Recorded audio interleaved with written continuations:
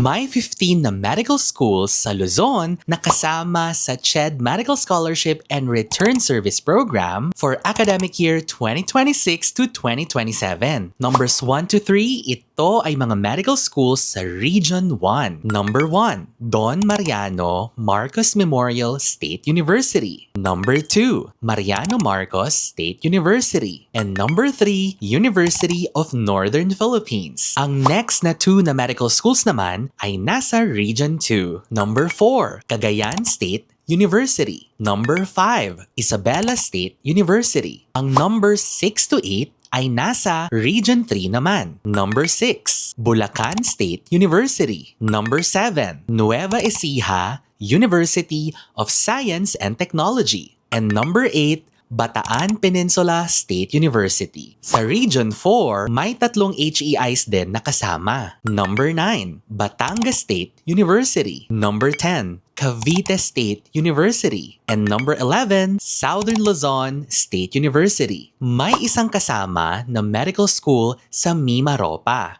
At ito ay ang number 12, Palawan State University. May isa ding university na kasama sa Region 5. At ito ay ang number 13, Bicol University. Now we are down to the last 2 medical schools sa Luzon. Ang number 14 ay nasa National Capital Region or sa Metro Manila, University of the Philippines, Manila. And number 15, ito ay nasa Cordillera Administrative Region or CAR. This is St. Louis University.